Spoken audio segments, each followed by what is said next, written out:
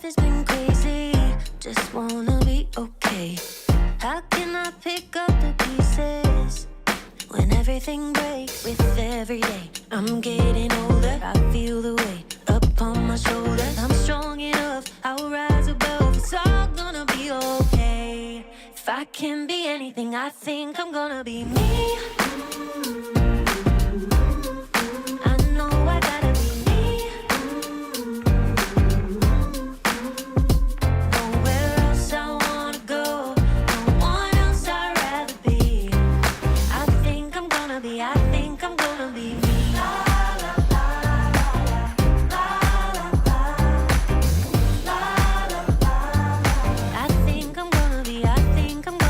me. Everything's changing, just trying to navigate.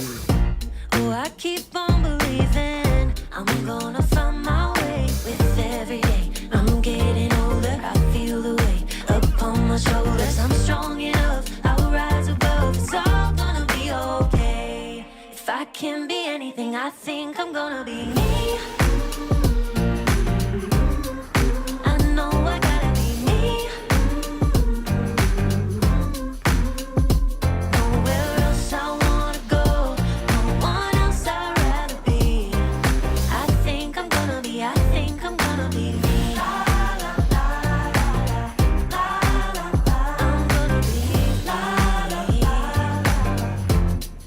I think I'm gonna be me, me, me. I know I gotta be me, me, me. There's nowhere else I wanna go, no one else I'd rather be. I think I'm gonna be me.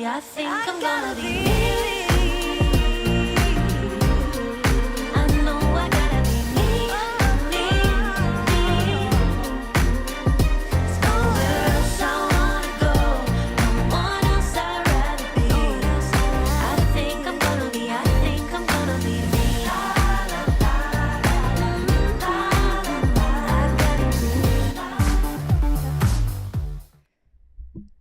What Up Wednesday? Hello, we're back. Good to see you all. I am feeling, I'd like to say I'm feeling rested, but let's face it. I was in under 18 nationals last week and it was a thing. So it was awesome though. Awesome fun. I will talk about that later, but this is what we're going through this week. There was just like a minor thing that came out. Like nobody really cared. Totally flew under the radar. Zero discussion on social media about it. This is what we're going to be looking at. The PC rule trial, ? That Ariel, there was one. And how to summer holiday. That's basically what we're going to talk about.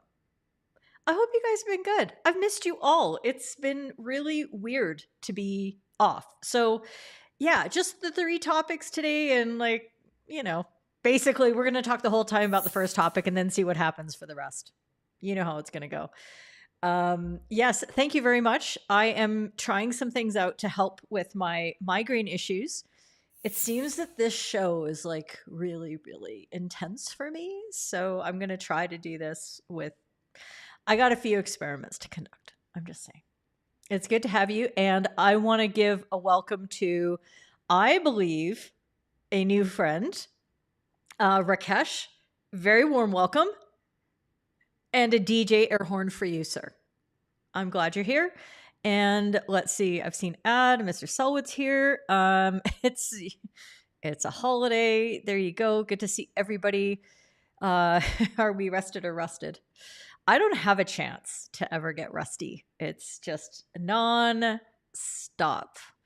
But there you go. Okay, let's get into all the things that I tell you. Is it? Okay. Let's just go. The PC rule trial.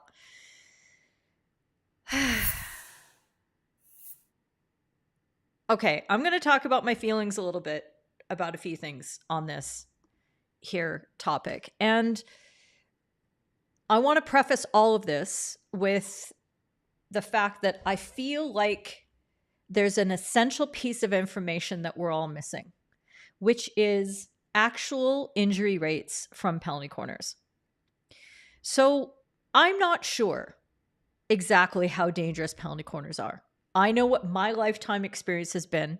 I know of the probably, I'm going to say, almost around 2,000 international matches that I've watched or participated in, watched live streams, watched from the reserve chair, all that kind of stuff. All the club matches that I've been a part of as a player, as a coach, as an umpire, all the high performance matches I've been a part of, playing for Alberta or my university, everything that I've witnessed does not convince me that we have a massive problem. But let's give ourselves the opportunity to consider that preventing somebody from suffering a traumatic, perhaps fatal injury in the future might not be a terrible thing. Okay, so I want to do all of this within the lens of this is worth pursuing, because a lot of people aren't interested in even pursuing it. And for the purists out there who hate rule changes, who think the penalty corner is sacrosanct and should never be touched and it's the essential part of our game or anything like that, get over it. Life is full of change. Life is full of, I don't even know if our sport's going to be here in 10 years. Never mind anything else. Sorry, I'm trying to turn on some music to soothe me as I go through all this. We don't even know if the planet's going to be here in 10 years. So I think we all can just let go of our preciousness about something that we feel is so important to the game. I will also share that my personal feelings about penalty corners as they are today is I don't like them. They are overly intricate as an umpire to umpire. There are more rules in Section 13 in all those subclauses than there are actual other rules in the rule book. There are dozens of little subclauses that we as umpires need to know that end up being the subject of video referrals at the top level. And they are just places where we have to make very, very fine decisions that are difficult to do correctly. And as much as I love umpires shaping the game and contributing to the awesomeness that is out there, I don't think loading us up on all of these fine details is just a good use of time and resources. When what we should be doing is keeping players basically safe. We should be managing the temper and the tempo and the spirit of the game in which it's being played, rather than did the ball, cross this line the second time, et cetera, et cetera, et cetera. I don't like drag flicks. I just don't. I think they're boring. Okay. I can appreciate the skill that goes into them. But one of the ways in which our game has been moving over the last 40 years almost that I've been involved in it is less and less specialization and more of the excelling generalist. Players at the top level play on every line of the field. You can take a forward and plunk them in the back, and they're going to be pretty good. You can take a back and put them on forward, and they can also be excellent there. And they mix lines because that is part of just better fluid attacking play and better structure defensively. We had a rule where we had the ability back in the day. Callum, congratulations. One of the few people who I think can honestly say that he was single-handedly responsible for a rule change. We had a rule where a player could sub in for a penalty corner and they could flick. They could drag flick. And the FIH went, you know what? That kind of sucks. We like people being able to do all kinds of roles on the pitch. So let's get rid of that. No substitutions once the penalty corner has been called. Despite that rule, there's still an exceeding number of penalty corner specialists, drag flick specialists, who teams manage to hide them around And I mean, this is no shade against any of the names that I might mention because they are still exceptionally amazing players. But people don't say that Alex Hendricks is one of the best field players in the world. He is one of the best drag flickers. Payat, not one of the best defenders in the world. They put him on left D. That's where I played. And he does really, really well for almost every level at all. But he is a drag flick specialist. So they're still able to find ways to do that. And the thing about the drag flick is that it isn't present anywhere else in the game. It is not a skill that you see exhibited by it's not even an aerial. It's not any other kind of you can't take that shot at any other time. It's not a one-on-one attacking move. It's not a defending drill. It is literally only there for the penalty corner. So I'm just kind of not a fan of it. Even though I personally was the kind of player who deeply benefited from being very specialist and having a very special set of skills, I kind of sucked. And I don't think that that's something that we really need to go down the road of. Okay? But what we need is to understand. Here, let me see if I can turn up the music a little bit because I can now see that it's there. Whatever. You can't hear the music, but I can. That's the most important thing. I'm on a roll here, guys.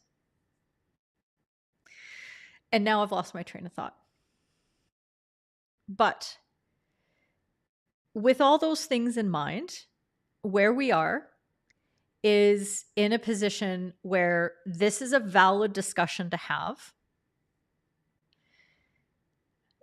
That said, I'm not a fan of this rule trial. And we can get into it in a little bit. But before we get into the actual details of all of that sort of thing, no effects whatsoever. Okay, I won't do anything like that. Won't do any more sound effects. But the clips that I have should work very well. And good to see you, Jay. Of course, Rakesh. I'm glad you're here. Anthony, I think you're new too. Brr, brr, brr, brr, brr. That's all I got. I appreciate that. Okay. Seb, let's see. You're saying that penalty corner defense injuries happen most at lower level hockey where players aren't required to wear proper protection. And here's the problem. Again, Seb, may I call you Seb instead of Seb F. Day? That is probably very true and reflective of your experience, your personal experience, just as I described mine. However, that may not be statistically the experience. We don't know. Let's see. Oh, sorry, you. There you go. And Rakesh, this new rule change will make PC takers, the chance of scoring goals will be very low. So talking about the goal conversions, I agree with that. And I'll get into that in a sec. For England hockey, Seb's saying they selected the fast injectors, trappers, and drag flickers, no matter of their pitch performance. Yeah, that's no good. Let's see. Yes, you have. You know, y'all sassing me about my fashion choices. You know, there's not a lot out here in these streets that I get to have a lot of fun with, but I got my eyes checked and we're dealing with some migraine stuff and I think they're cute. Okay? You can't go yet. No, because I need you in a second because you might vociferously argue with some of the things that I have to say. Now, where are we? Here's some context, okay? This is what I understand to be the underlying things underneath this particular trial that were not shared with the general public, I guess. And that was one of the things that really kind of pissed me off about how this whole thing leaked out, because what was sent out to the national associations and the continental federations was a 3-page document. And only one of those pages was leaked out by somebody at one of the national associations. And I'm not going to blame anybody in particular, Lingwood, but I'm thinking that maybe we know where it may have come from. Leaked that out onto social media without anything whatsoever.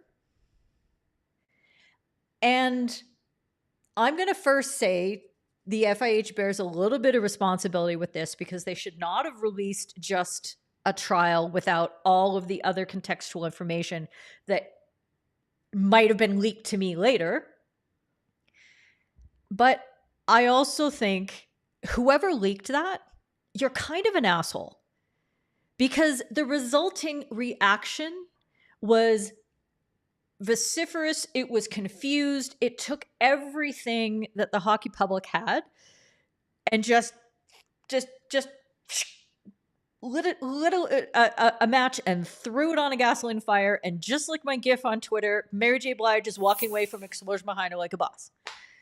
And that's really cool for Hollywood, but it's not good for us as people, because we had a whole bunch of discussion. And like I said there, when something like that happens, it makes me think either somebody's really looking for attention or somebody's trying to sabotage this. And maybe it's not worthy. Maybe it's not a good rules trial, but that's not how we should be doing things as professionals in the sport. Stop treating this like this is like some power play of, oh my God, this isn't what we want, so we're going to try to screw it before it even happens. Like, come on, people, grow up. Okay. And just, that's my first rant of the day. There will be many. So, as you may be aware, the FIH did send out a survey, and they pushed it everywhere last year. They tried to get as much engagement and as many responses as they possibly could on this survey. And this is what they ended up with. 4,700 respondents came back to them, thereabouts. And of those respondents, 75% were players. And the vast majority of those players were club players, because that's just true generally. 95% of the players in the world are at the club level. That's why it's called elite and the rest of us, right? Of those respondents, it was evenly split between the opinions of these people, none of whom had statistics, just had their own anecdotal experiences, evenly split between whether they felt that the penalty corner was too dangerous or it struck the right balance between spectacle and risk. Also evenly split were the respondents' opinions as to whether the rules should be changed or not. I know personally when I responded to it, I said, I think it's got the right balance, just because in my anecdotal experience, I hadn't seen a lot of injuries, but I also want the rule changed because I hate drag flicks. And I'm just not interested. I'm not interested in what we have to do as umpires at that point. I want us to umpire hockey, general skill hockey, players playing against each other instead of that. Okay? So they want this 1-year trial period between August of this year and May of next year, 2024. And what they're trying to gather are the goal conversion rates and injury rates, and the types of injuries that occur. They want to see canvassed junior, senior, masters, and all genders. I use the word all, they use the word both. Bite it. And they need a comparison set from the same grouping. So ideally, for example, if you were trying this at an under 18 level, they'd like to see if you're experimenting with boys hockey, under 18, county level, or let's say provincial level in my area of the world, that there's a competition that is doing the rules trial and a competition that is not. So you have data. Super fun, okay? And I think this is, if you're going to gather data, this is how you do it. It makes sense, okay? The next question that we have to consider now, and I'm going to come back to your comments and see where you're all at, Who does this affect? I had messages from friends of mine, and I had people asking me at nationals, and people who don't know really, who aren't really in touch with the sport, saying, "Oh, so when does this rule change come into effect?"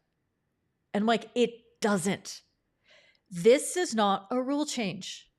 This is a proposed trial put into the hands of the national associations and the continental federations to any extent that they could be making these decisions, but probably more advising their national associations. And then the national associations would go down to the various levels of competition and say, hey, do you want to give this a try? Or we would like you to give this a try. And then for those jurisdictions, those particular city leagues, state leagues, county leagues, whatever, performance structures, to then say, all right, yeah, we're willing to try it. So does this affect you right now? No, not in any way, shape, or form. So stop panicking, please. Just take it down a notch, okay? The England Hockey has come out with their own statement and said, we're not doing this. None of us are doing this for 2023-24, which means that they're just not going to do any of the testing, because that's the trial period that the FIH is looking for this particular stage, I guess. And the rest of the context that we need to know about is that no rule changes would be made, if any were to be made, until after Paris 2024. They do not change rules within 2 years of a major world level competition. They will not change rules generally between, in the 2 years leading up to a World Cup, inside those 2 years, or 2 years inside of an Olympics, because it's kind of a big deal. And there's a lot of people who train very hard and set up structures and do a lot of tape and do a lot of physical preparation and do all that stuff in order to play within the rules that are in place at a particular time. All right. So that's where we're at. I'm going to look at a few more of your comments. It's a little, there's a few of the comments coming in, and then I'm going to look at what exactly this means. Okay. Godders could dance his way out of anything, because he's really good. Godders, I haven't touched my hair once yet. How do you like that? Kat, you definitely think there's injuries, feet, knees, broken hands. You're not into statistics. And even though you're nervous about what's happening, you're interested to see what could happen. Okay. Sebastian, maybe current PC is not ideal, so not against change per se, but as a defender, you at least had an idea where the ball was going to come from or going to. Yeah, I think that's valid for those of us. Sebastian and I have been around for a little while, and there's a certain hockey sense, experience. We have collected our own data as players, coaches, umpires, administrators, et cetera, et cetera. We know what hockey generally does in this sense. And there's an overlay there of everybody's expectations of things unfolding in a standard sort of way. And that is what I call hockey culture. And it's definitely, that's one of the big pieces that overlays the penalty corner and mysteriously makes it pretty good. Sebastian, with the new rule test, high hits from anywhere in the D is not a safety improvement, negating safety gear in the long run, in your opinion. Okay, we'll get to that. Sharon, players will play more skillfully with vision. Coaches have to be creative. We drive the kids to play a foot. The probability of scoring is high. We watched a whole game and only goals came from PCs. Well, that's an interesting question. Do we want a foul, an unintentional foul that's committed by a defender, or an intentional foul that's committed outside of 23, outside the circle, to cost more, to be a more risky thing? Do you have to be better?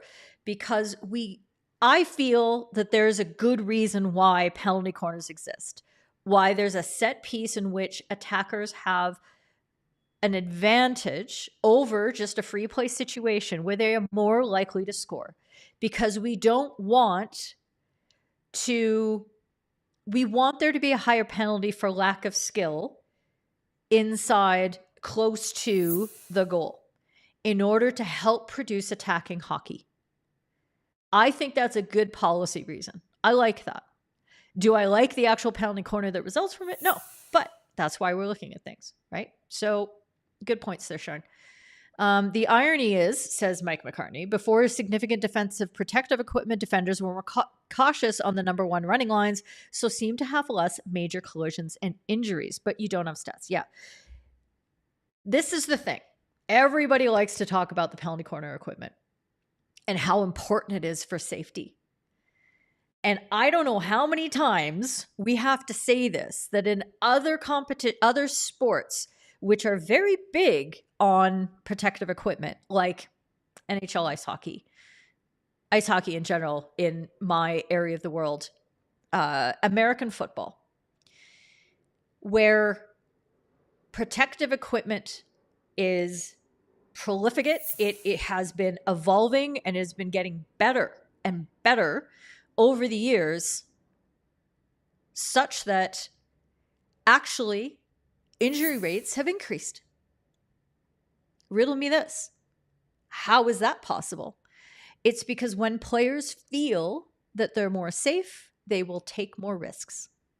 That is what all of the studies have concluded. And I'd be really happy if there's anybody who wants to try to take me up on that. And say, no, that's actually not the case. But from everything I've read, I was very interested to see a few players at the Women's World Cup of sports ball. Actually, I'm going to call it football because I like the women's game. Does that make me capricious? Yes, it does. And I'm not mad.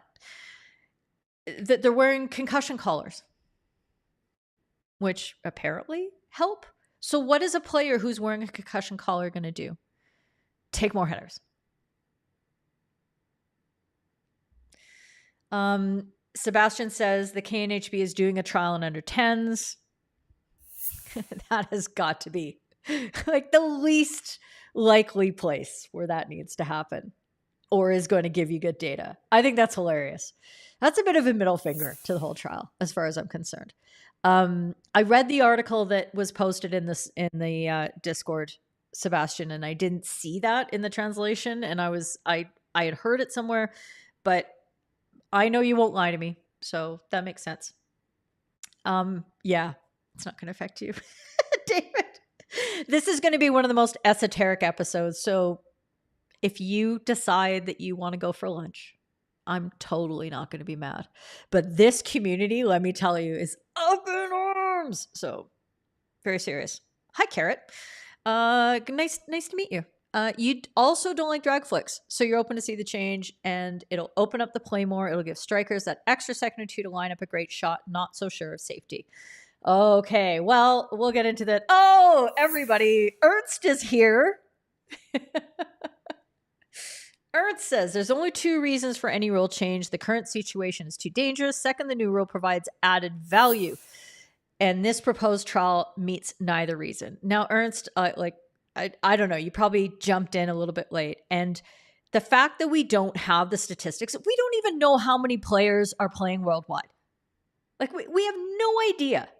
We really don't, because local associations, national associations, continents, like, they don't keep good track. Everything is, and they keep track in any way they wish to count what is an active player. And nobody's keeping statistics in the games as to how many injuries are occurring and how many penalty corners are taken and how many conversions are happening. We have no freaking data.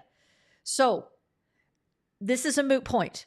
We can't argue this except to say, does it seem reasonable that this is something that we can consider as an option? And if it were to add value, Ernst, would that change the way we feel about category 1? And I believe it would. These two aren't just isolated factors. But there you go. Hey, Allie. Thank you. These are my disco glasses. And how would umpiring position be affected? I don't think it would, to be totally honest, but there you go. Holy smokes, there's a lot of people, and I haven't even gotten to the rule, and it's past. Okay. You see many scoreless games coming up. Okay, there we go. I will show you. I will show you why. Tugsy, you'll have the first time shots, of course, teams being coached to make the most, being able to aim for the whole goal, but the extra second for runners to get out, players to run back. No, it's not better. It sucks, Tugsy, and I'll show you why. I know this is a discussion, but I'm going to be showing you exactly why you're wrong. In the nicest way. Alan, your concern is that umpires already struggle with safe shots at goal. You're now taking away the structure of the PC and potentially allowing more dangerous shots. Nope. Oh, hi, Marco. Oh, yeah, right.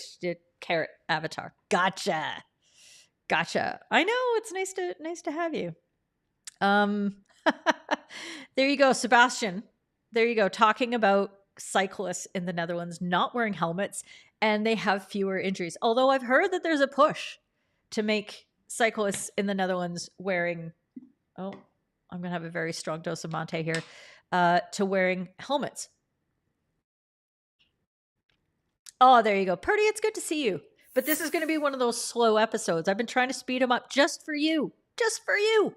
And when you finally show up, this is going to be pokey as all heck. You don't have many drag flickers there at the lower level. So if that's what they're considering, Stain, that's a really good point. That if we're talking about lower level safety, that's not where the drag flicks are happening. So you're expecting more wild first shots at goal. Okay. No. So Purdy, you missed the first part, and that's okay. So I want you to take the little toggle in the live thing, and I want you to go, and I want you to pull it back to the beginning where I talk about how this is happening, who it affects, and when.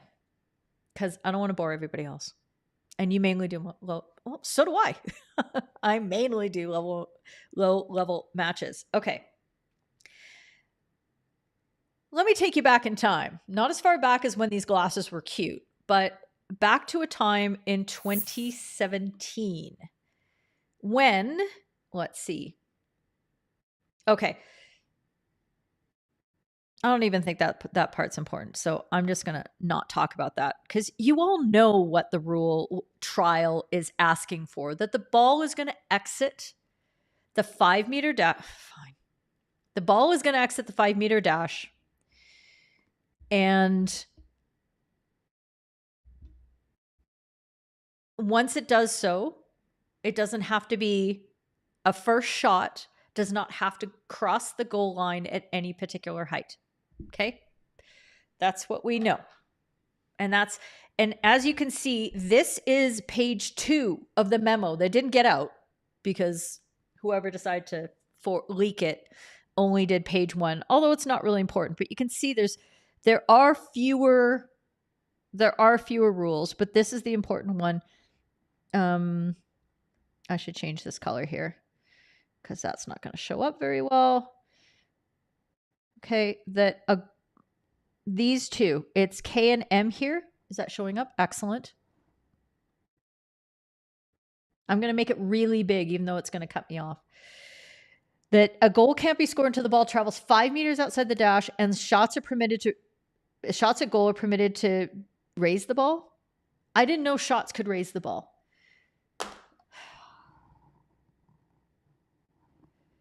Like, did anybody proofread this?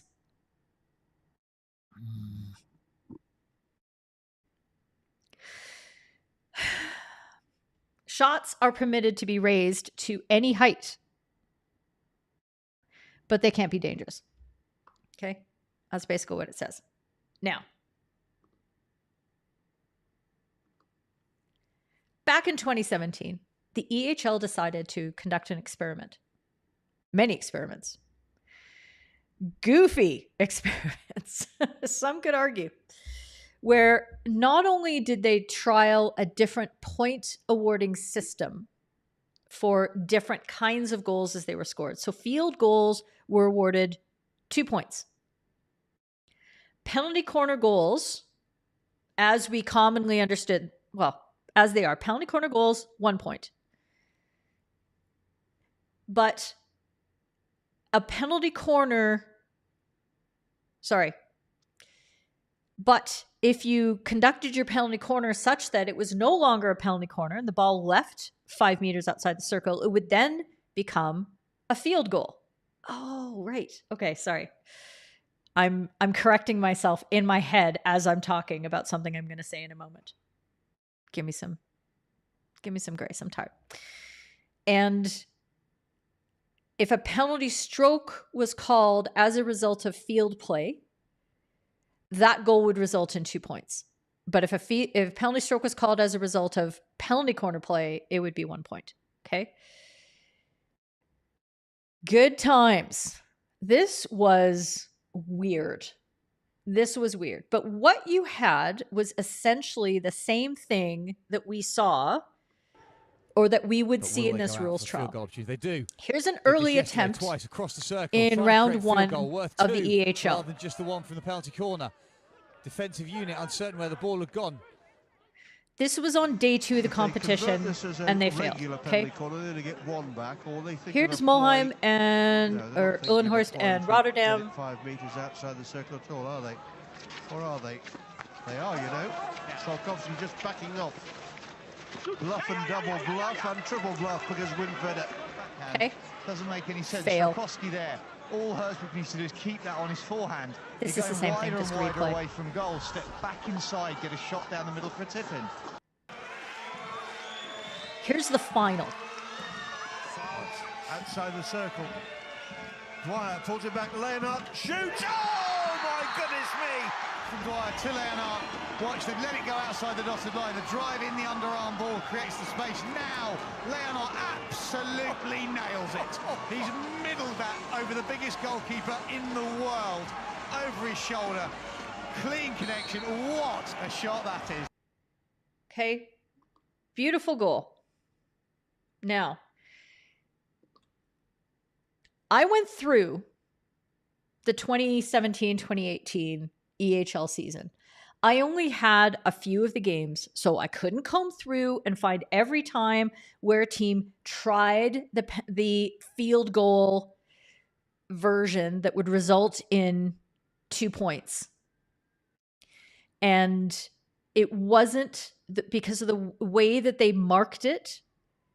There was no way to see whether that happened in regular field play. So now I realize, as I'm going through these stats, I went through and I was like, here's a penalty corner goal, here's a penalty corner goal. But what you saw was a couple of pretty good teams trying to do the 5 meters outside and not really having a great time in terms of conversion. And then one superlative team with 2 of the most skilled players in the world at the time managing to execute. And moving the toggle back sound. There you go. Let's see. And Michael, I like where you're going with this. Let me show you a possibility in a moment of where you're going. And that's your concern regarding this. The ball can be lifted with a shot. Hey, you know what? That is literally every other time a shot is taken in the circle. Why is everybody panicking about this being more dangerous than every other time? You're actually perhaps creating more space in the circle. More space is always safer because you have more time to react.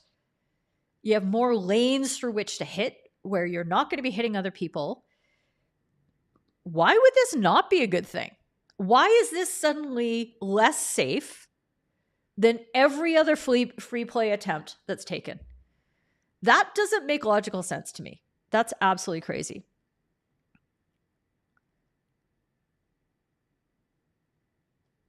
So, let me just go through another comments before I go through a couple of the alternatives. I believe, as a few of you have alluded to, that the goal conversion rate of this particular play is going to be low. It's going to be even lower than the abysmally low conversion rates that exist now because the circle is too crowded still. Okay. Luke, someone mentioned this on EH's post on Facebook. The goal scoring would cause so much confusion trying to score the goal accurately. No, they would just score it as a field goal. End of story.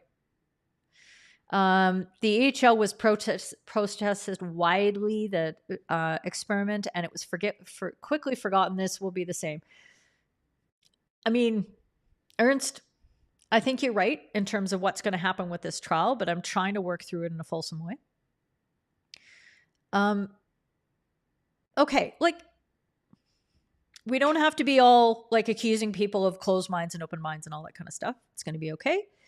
And yes, and that's fine. We can take the empirical approach. But that's why I'm going back, Stephen, and I'm showing what I saw in the EHL. And I watched that whole competition. I don't remember there being a lot of those 2-point field goals that occurred as a result of penalty corners taken that way. And see, this is what happens when we talk that way at each other. Okay? Don't want that here. We're not doing it. How many players are allowed in the circle now? So with a penalty corner, an unlimited number of tackers, other than the fact that you only have 10 field players that you're allowed to put there, but as few or as many up to 10. And then you have 5 defenders, which includes 1 goalkeeper on a penalty corner. Okay. Anthony, in the first examples in the EHL, the first 2 with no goal scored was when the defense came out of the goal mouth and the goal in the final defense was narrow. Yep, that's definitely a strategy there. Now, to me, the timing of how long it takes the ball to get to the top of the circle and the number of players who are still involved in the play means that this is a low conversion opportunity. I'm glad to see the back of the drag flick, but this I don't believe is the way to do it. And there are 2 other ways in which the FIH has been examining alternatives that either one could have been a possibility. I can't believe I'm going to do this, you guys. Is everybody sitting down? Okay, I'll give you a sec. Just get comfortable. I don't want you falling over from a standing position and breaking a hip, Ernst, when you see that I'm going to be showing Hockey Fives on my show. This is a challenge. This is the alternative to a penalty stroke, but I wanted to show it in this context. So a penalty corner is signaled, but it means it's going to be a challenge. And it's essentially a shootout attempt that's taken in the middle of the match, instead of in the context of a shootout competition that happens after regular time of the match exists in order to award a draw. Yeah, I know. Everybody's fainting. So I believe that this is taken at the 11-meter mark. So it's really, really short. As soon as the ball is played, all of the other players can start moving in from the center line. Because if the shot was wide, for example, or a save was made, the ball would continue to be live, which is a Hockey Fives thing. Okay, so it's a possibility. And a number of people have suggested that a shootout type option could be the high goal scoring conversion that they're looking for. It gives you the opportunity for the contest to be very game-like in that it's a one-on-one between the goalkeeper and the attacker. However, I think that under most circumstances, it's probably too high of a conversion rate given an unintentional foul situation. However, a trial could be conducted where you could see this being played and it being a live ball situation where goalkeepers cannot, as they can in the competition, they cannot send the ball intentionally off the end line. And the rest of the players start at the center and everybody can run in and the game could proceed live after that. I would like to see that. An actual penalty shootout. Yes, It would actually be a penalty. And I wouldn't get mad at people calling it that. A penalty, it could be called a penalty one-on-one or something like that. Purdy, you think it's going to remove an opportunity of defense to be strategic in terms of setup and reading the play. And as a keeper, you feel it's less exciting to give less opportunity for impressive saves. So is this in the context of the penalty corner being taken away? I think, maybe. And it practically goes back to the goal line bully. No, it doesn't, because nobody wants a bully. Because that's dumb. That's static. That's two players standing still and smacking each other's sticks 3 times, as it was back in the day. Blah. Ugh. I can't even, I watched that made the rounds just a couple weeks ago on the socials, one of those old penalty bullies, and I was like, wow, that is crap. Shootouts is done at youth selection. Trials at national level in Belgium, and it works well. I think at lower skill levels, you would see a much lower conversion rate, but a better conversion rate than penalty corners. It would probably be the right mix at lower levels. At upper levels, I don't think, I think it would be a little more difficult. But if you're starting from the 23, as we see in the actual shootout competitions, maybe. And Kat, you do it in the summer leagues in South Africa. You know, that's the way it goes. No. I remember back in the day when somebody asked me, I was, as an FIH umpire, I was asked for my opinion on, what kind of potential crazy indoor rule changes could we go to in order to improve indoor? And I said, I don't know, boards around the back. Holy smokes. I was young and foolish. But actually in indoor, that's different. What I just hate is the 5s number. I hate the 5s number and all the things. I don't know. Yeah, the umpire looked absolutely dapper. You love shootouts, but a PC. No, I'm not into this whole, it's got to stay because it's an integral part of the game. That is an irrational argument. It's emotional and it's sentimental, nostalgic, and we don't have time. We don't have time for sentiment and nostalgia. Our planet's blowing up in about 30 years. We have no time for that shit, Ernst. I'm sorry. We just don't. We can't pretend that we aren't going to make changes because we want to cling to the past. Not doing it. Yeah, you're triggering me. Damn it. I'm such an easy fish. Such an easy fish. But let me show you. That's one alternative. And that's something that they have data on. They know what the conversion rates are. Maybe. No, they haven't kept track.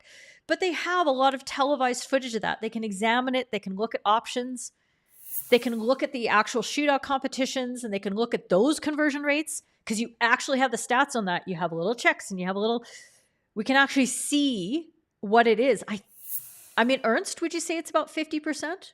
I would say it's 50%. That's what I think. I think that's pretty reasonable. A reasonable guess out of anecdotal experience. Tell me I'm wrong. Only 30 years? Huh. Yeah, that's a whole other issue.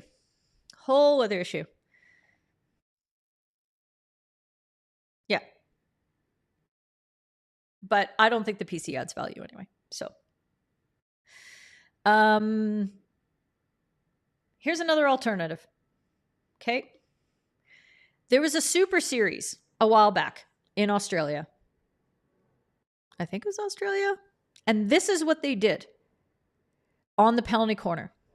4 forwards versus 3 defenders, one of which was the goalkeeper. And the ball was injected from the same penalty corner mark. Okay. Oh, God, forget it. Hang on. Pause. I forgot. The biggest part that I hate about this trial is that 5-meter marks are not mandatory under the rules. There are a lot of pitches around the world at the levels at which should be experimenting with this rule, cannot because they don't have 5-meter marks, and they would be crucial for the proper conduct of this trial, and they can't. So for that reason alone, it's done. Okay. Back to this. Here we are. So the ball is injected in the Hockey 9s experiment, was injected from 10 meters, same part, Same thing about the defenders. And then every other player, including the attackers who were not permitted to be involved in this section, were at the center line. They were given 25 seconds to set up. Okay. And the injection had to cross the 23-meter line before a strike a goal. And the first strike a goal could be raised to any height if it were hit. This is what it looked like. I was going to do a whole video on this, and then I didn't because I got busy.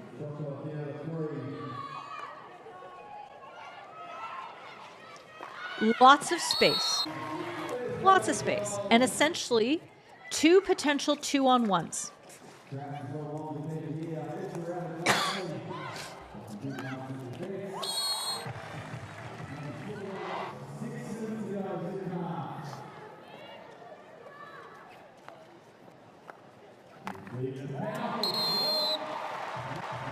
As opposed to the 5-meter outside penalty corner attempts that we saw, it's a 2-touch situation after the injection because of how much space there is normally.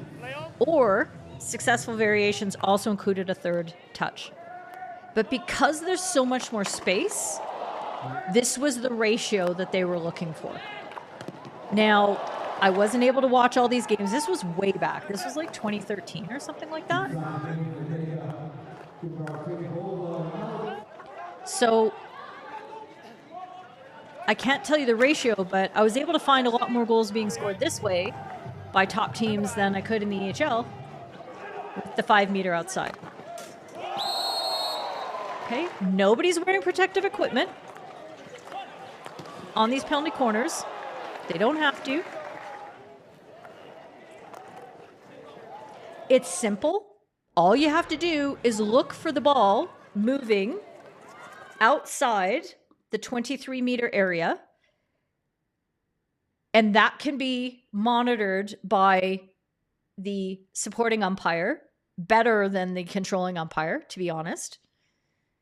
But because the distance is so far that the couple of centimeters that you might get an advantage of, I didn't see any of those where the ball was even close. Like they're fine with a few more centimeters because it doesn't change the value equation, the speed equation of everything so significantly that it's advantageous to try to get it right there, the same way that it is when it's only a 15-meter distance. And then the umpires are monitoring the break at the center line as a support, as they were before. And then, danger. Okay.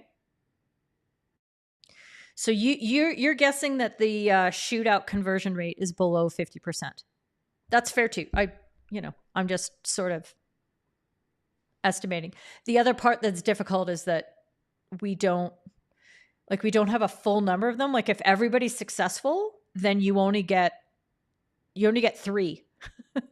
You only get 3 successful attempts if the other team misses if the other team misses their first 3. So that would manipulate the statistics a little bit. Am I on drugs? I don't know.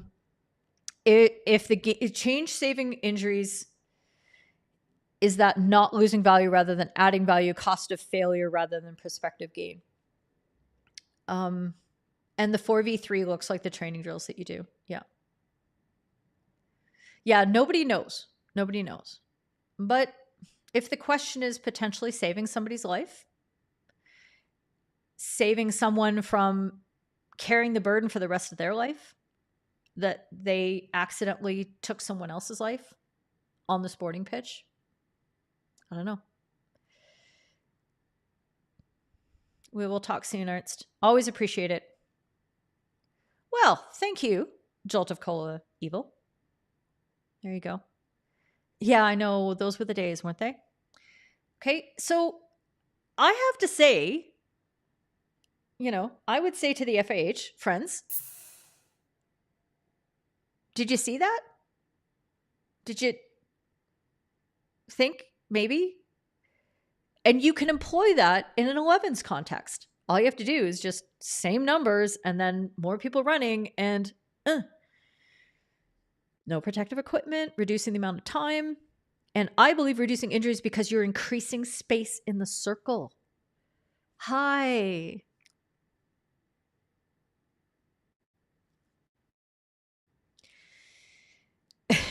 There you go. I know it's not the proposal, John, but what I'm saying is if you want to make the PC rules safer, here's an alternative. Here's another way to do it. So they're going to do that trial. It's going to fail. And everybody's going to say, well, we're just going to stay with the same thing. Or if you wanted to do a trial, look at something that actually kind of something that actually was semi-successful at an international level, that you had men's and women's, and a lot more successful than what we saw in the EHL. But thank you for that criticism. Really appreciate it. Marco, what is the available data? They have anecdotal responses. So as I mentioned at the beginning, 4,700 responses, half of whom said, we think it's unsafe. The other half said, the right balance between spectacle and risk. And again, 50% split down the middle of who thought that the rule should change and who shouldn't. They're like, wow, that was conclusive. And you agree with me. There you go. That was close. Okay, so here's the bottom line, right? Yes, I know. As long as I don't swear in the first 30 seconds, right, David Hunt? If I don't swear in the first 30 seconds, I'm going to be okay. They occasionally split out, but here's the bottom line. Guess what, England? You don't have to worry about it at all because you're not trialing it during the period of time that the FIH wants to gather the data, which is over the next competition year. So you guys can shut up, okay? You don't have to worry about this anymore. It is not going to happen. Next, Netherlands are trialing it for under 10 levels. You're not going to get meaningful data from that. We'll see who else in the world trials it, but it's not going to get imposed by the FIH on anybody. If anybody's imposing it, it's going to be a national association that looks at their domestic competition and says, yeah, we're willing to try this out for this level, because they believe that it is a worthwhile, as Ernst likes to say, value add for their level of competition. Okay. They will make some kind of decision as to the success of that trial after Paris 2024.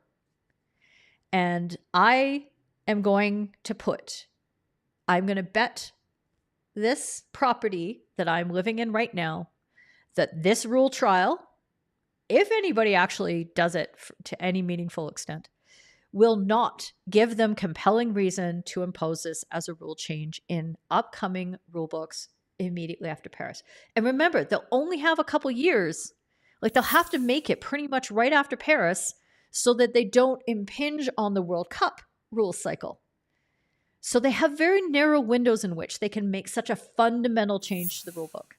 It's not going to happen here. 1 hour, friends. See? There you go. You're welcome. The shootout conversion rate at the Men's Hockey World Cup, you had all the data from updating this spreadsheet, was 56%. Great. I'm gonna text Ernst as soon as we're done and tell him that, because that'll be good. Quick correction: under 10s in the Netherlands are with shootouts replacing the PC. Not okay. Thank you, Don. I appreciate that. Well, let's see who does it. Okay. I hope that helps. I wanted to make sure that whatever context I could provide to the discussion so that people could have more meaningful dialogue about it, that would happen. I don't believe that this trial is any more dangerous than any free play situation we have right now. It's just as dangerous, because that's probably how many players that we have in the circle. In fact, probably fewer players exist under this rule trial because it's a 7-on-5. in most situations. 8 on 5 at the most. So you're probably taking a few players away from what is often a free play of 10 defenders inside the 23 and in those spaces. It is just free play, you guys. It's just free play. So if we want to make it safer, we need to subtract some of those players out. And John, that was the reason why I wanted to show the Hockey Nines alternative, because it subtracts players out, creates more space and more safety for the players. You're welcome. That'll be really interesting. Marco, please let me know what you see. Okay, that's good. The PC slow to set up, too many rewards, running down the barrel, potential danger. That's what we've got right now, I think is what you're saying. Okay. It's kind of a nothing burger. And for those of you who might have to try it because it's happening in your jurisdiction, please come back and share with us what you learn. Okay. Because what we don't have from why this trial is coming is any freaking data. So if you have access to data, share it with everybody because we need it. We very much need it. Okay. You like either of my suggestions. I like you either way too. They're more game related. Simple to play and understand. Simpler to play, to understand, and to umpire. Yes. Yes. Easy. My work is done. Thank you. Yep, it is like any open play. And look, I'm not convinced that the way we're playing free play shots right now is inherently safe either. But it's safer than drag flicks. So from what I've seen, my anecdotes are people get hit with deflections. Ben Gunshin, hit with a deflection. Sam Ward, deflection. The poor young woman who lost her life in Australia, deflection. Okay? Those were all deflections. Something happened very quickly. So quickly that even athletes at that level couldn't react. Freak accidents. That's the way it happens. How do you collect the data? The clubs and EH are meant to report all injuries requiring any more than first aid assistance, but you wouldn't put money on clubs having to. Guess what? You don't have to worry. But I'm sure that if a national association reports back to the FIH and says, yes, we have, as Marco said, a high-level club competition in South Africa where we're going to gather the comparative data sets, that they will have instructions on how to do so. It would be a resource-intensive effort, which is another reason why a lot of jurisdictions won't do it, because they don't have the people to track it. They won't be able to give meaningful data unless they have people to do it all. Wait, what? Chris Pelmore. Yes! That was a save, but that's a form of deflection. So, great there. No, Raju, don't worry. They're not. There is. Can you imagine? Can you imagine? Harmanpreet, the day before, 2 weeks before the Asian Champions Trophy starts, and it's like, guess what? No drag flicks. Can you imagine the outrage? You have to consider the economic impacts. If there's any professionalism in our game, if there's any money to be made, it's by drag flickers. And they, I'm sure, are furious at this. They have dedicated thousands of hours of their life training this one skill that is so valuable because it wins medals. It wins matches because of the way the rules are set up right now. Can you imagine? Bink. Nope. Can't drag flick anymore. Oh, boy. Furious. Okay. And so, Kat, you're saying a straight drag flick? Yeah, that's... Here we go. But yeah, we need more actual data. Does anybody want to talk about anything else yet? Yeah. Rishi's laughing now because he realizes. There you go. Just be outrageous. The Men's Hockey World Cup shows you that drag flicking doesn't win you competitions. Well, let's discuss this more in the server because I'd like to see data. Those of us who have data, let's do the data. And who knows? Maybe John Wyatt is watching this right now. Hi, John. Nice to see you again. I actually kind of stuck up for you earlier because I was mad at the NA for leaking it the way that they did. But there you go. I know. The sky isn't falling, but everybody can get mad about it.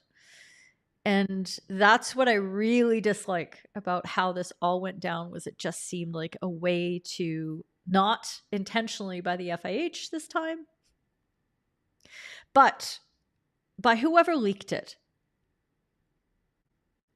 I see you. Okay? Don't pull that shit again.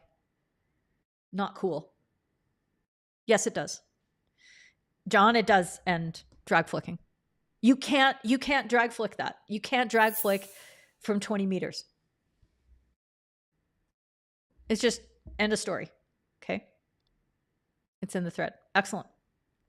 We have a thread in our Discord server. Do I have a thing? I absolutely do not. If you haven't joined our Discord server, this is where you can go and you can join our more thorough, laborious discussion about all of that. And Carrot, you would like to talk about the overhead that may or not have been illegal that led to the goal from Instagram. Oh my God, let's do it. That aerial, you mean? That aerial? Here it is. No sound on this one because I don't want to take down notice. And I'm not even going to do a formal poll on this one because there's only one answer that I can see from the angles that we have. Oh, is this going to loop? I don't know if I've got this looping. I don't. Here, let's rock and roll this. Okay.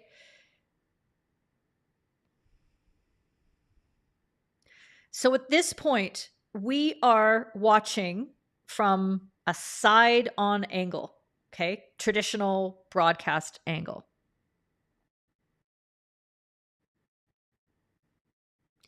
We have a bounce.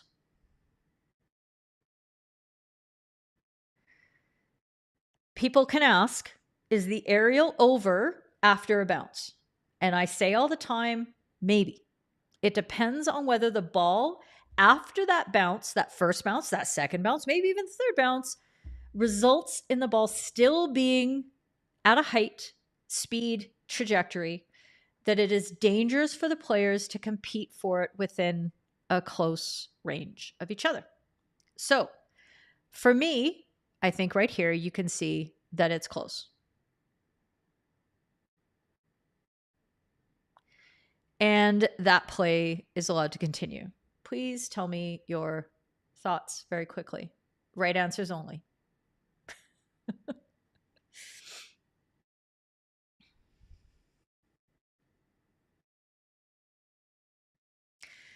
The one argument you can make is this ball is somewhat into space.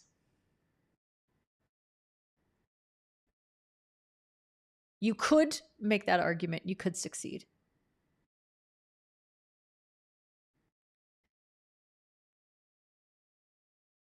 However, with no initial receiver, regardless of whether,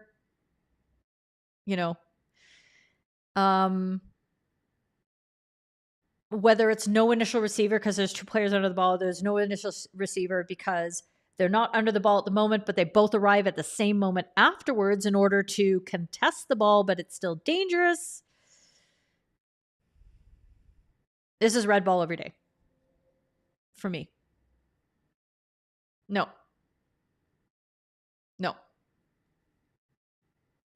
Sorry. Correct answers only. Absolutely. Nope. Come on, you guys. Come on. Where is the stick reaching out to? Look at the way in which the ball is played by the attacker. Just because the defender doesn't wade in there doesn't mean that the attacker has done this safely whatsoever. He is flinching out of the way. He's expecting to get this call, and the stick is extending towards his head. Come on, you guys. Why am I having to rant about this?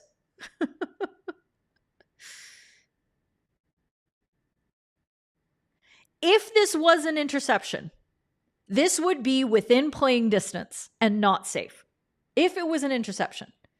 So under either criterion, this is not the right thing. This is not the right result. Okay? Yes. Yes. Free hit defense, free hit defense. Free hit defense for Sharn. Okay? One of the biggest things that we can take out of this discussion, though, okay, definitely not safe for Sebastian, is the angle that we have with this camera. There we go. Okay. The angle that we have with this camera is the same angle that the umpire has, i.e. the wrong angle. So if you're the umpire in this situation and you're looking at this play on replay, you're not part of this community, I am not here to throw shade. I am here to show you the results of what I would call suboptimal positioning and movement patterns that put you in a position where you could not possibly make an accurate decision about this call. Because you're watching the ball take off from over there, and then you're probably doing what most people do, is watching the round object in the air, which we shouldn't ever do. But even if you're better than that and you look to the landing area, you have shifted your attention and you don't know what's happened before that. And now your angle is not good. If you have mission critical positioning, which I advocate all the time, and let me give the link here for the mission critical positioning workshop, is that you aren't going to be higher than the most forward attacker who would be attacking your circle. Okay, you just can't, not in the area of aerials. And the idea is that you're going to be interior of that play and you're going to be deeper than that. So you're watching the aerial come towards you. You will see all of this and you will see all of it correctly. This is not a mistake of understanding the rule. This is a mistake of positioning. And it's just because not enough people have learned it. And I'm trying to change that. One person at a time. One umpire at a time. Yeah, it would have been a tough reception, Godders, like over the head. But that is the possibility, right? Definitely a possibility. Okay. So when we look at things like this on the Instagrams, I also hate the fact that this is a vertical video. If I had been able to find a full aspect 16:9 footage of this, I would have much preferred that, because it gives you the big broader view, which is another reason why we have to be mission critical. We have to be deep and behind so that we have a broader view of everything that's happening coming towards us. And we can take all the contextual cues into account. Watching things on Instagram verticals is so shit for decision making. I can't even. And I don't like going through these kind of decisions. Other than, I think this one's pretty clear. Pretty clear for me. You're welcome, Sharn. And hey, if you would like to learn more about mission critical positioning, please sign up and I will show you the magic of it. Okay. Any other questions? That's probably it. This is going to end up being an hour and a half show. And I thought it was going to be like half. I'm a terrible person. Oh, wait, I have announcements. And I forgot to make announcements, but that's fine. Ha! Look! Mission critical positioning right there. That's an announcement. For those of you who have been working through the course in the Discord server, I've heard positive reviews, and I'm glad to hear it, because the simpler that we can make this as frictionless as possible for me to get knowledge into your craniums, the better. So Please have a look there. And I wanted to send a shout out to the following fine individual. This person here, Rodney Allen from New Zealand. Wait, do I have confetti? Rodney has just joined Green. Thank you very much. Welcome to the FHU third team. And he's already digging into the clip library because he was like, wait, why can't I access the clip library? And it's like, ooh, because I didn't know you were there. Anyway, we fixed it. And yes, it is voodoo stuff. Because just last week, let's see if I take that off. Just last week, I spent some time here at this fine competition, the Under 18 Nationals. And I'm going to put up a slideshow so I can talk a little bit about it. And it's a 6-day, is that 6 days? Wednesday, Thursday, Friday, Saturday, Sunday. I guess it's 5 days. But 6 days, including the briefing. And that's what I was doing on my summer holiday.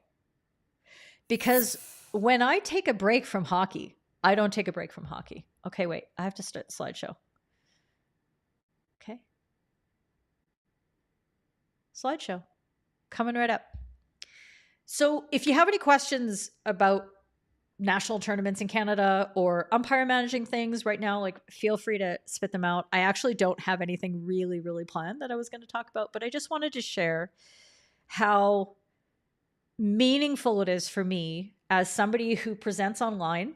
And this mirrors my experience going to Amsterdam and being able to lead an amazing team of people through the EHCO Under-19 Club Championship over there. Being able to work with people in person is just so incredibly rewarding. And it is, for me, it's exam time.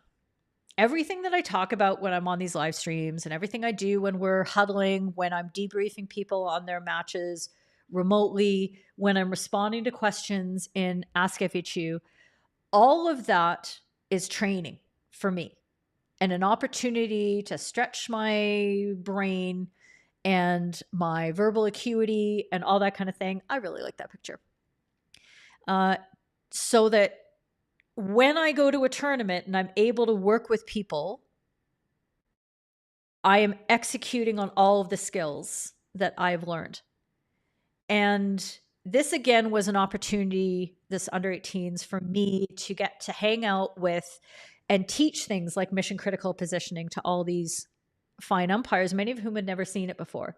And a lot of them had kind of been taught a few elements of it. There's Jamal, by the way, if you're keeping track, had sort of seen elements of it, and especially the way that the international umpires are sort of doing it, but not necessarily the whole package of the movement patterns and the details that I try to really incorporate in that set you up for success.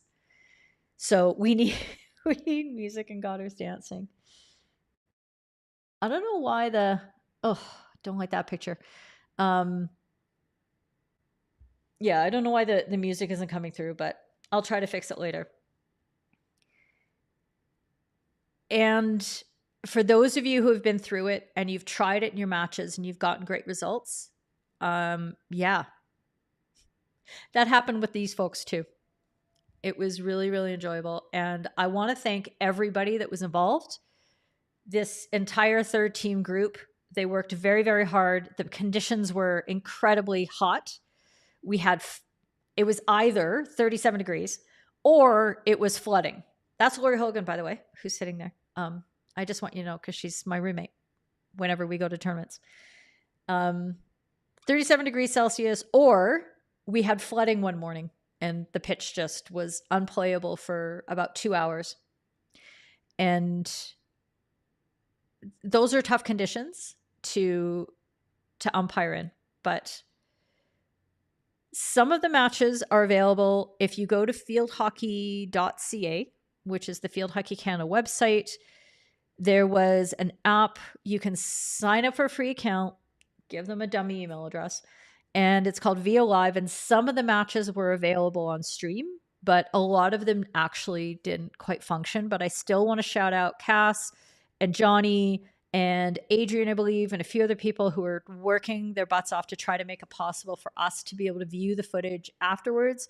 Didn't work out as I expected, but a really valuable learning opportunity for everybody to see what is needed, what works, what doesn't work, and all that kind of stuff. So look at all these happy people, and who are wearing the shirts. I don't know what shirts you're talking about.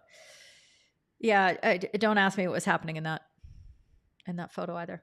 But there you go. Yeah, it was really great to have Jamal there. Jamal was my assistant UM at that tournament, and we were able to sort of pick up on the work that we did in Amsterdam at EHCO and work on it more. And he got to see more of the sort of bureaucracy administration behind things and making reports and all that kind of stuff. Thank you, Stephen, for adding that link. That is exactly where you want to go if you want to see what it looked like. They had a drone as well as that was the morning it flooded. And Mon is out there just pushing with a squeegee, just all on his own. Umpires doing it all, right? But there you go. So that's kind of in brief my report from under 18s. Oh, the Indian Maharaja shirts. Like at the HCO. Yeah. Yeah, they look pretty good. I'm like considering, I'm thinking about that brand as a whole. Seems to sort of work. But there you go. 2 umpires for the gold medal women's match who did a fantastic job. You told Luke Brathwaite about Jamal's throwing the cards over the shoulder story when you're not. He refuses to tell it anymore because I tell it better than him. I think so. I just love that photo because Mon is on his phone and he's got a Mon iPhone case because he also plays for the under 21 Canadian team. But anyway, love it. Thanks everybody for taking that little trip down memory lane with me of the thing that just happened. I've almost finished, like all the reports are finished except for my general tournament report that I have to send to Field Hockey Canada to say, these are the things I liked about my summer vacation. And these are the things that, room for improvement, some RFIs. I have some RFIs. There you go. Thanks for joining me on the return to What Up Wednesday. Please make sure that you head over to our server to continue the conversation. We're going to have a little tease, post-match tease, where we get to talk about more opinions, what worked, what didn't work, suggestions for improvement for me. I really do always appreciate your input and feedback. And if you see things out on social media that you think are worthy of an exploration, or you're watching matches that are streaming online, there are still a ton of matches.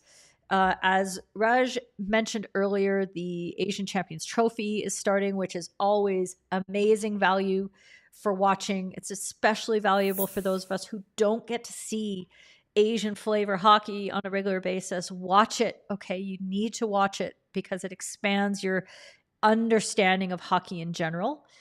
And it's just fantastic competition as well. There's tons of European stuff going on. So we're back stuck in. I have many preparations that are undergoing to get ready for the new season.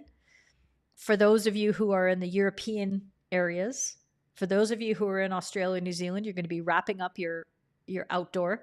But for those of you who are going to be starting, we have new programming and slight different ways of doing things as we start. New courses to be released starting in September. So get ready for that. And let me see. You're back on the pitch. Rachel, have you ever stopped? You have never stopped. There you go. And Mike, yes, throwing his cards away before he even starts. I'm glad you had fun. It was really nice to have you here, Marco. And thank you, Jenny. Fake rule changes we'd love to see leaked.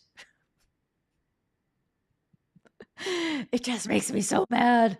From now on, a shootout competition. I almost said the swear word, but I didn't. Thanks for everything. We'll see you next week. Take care.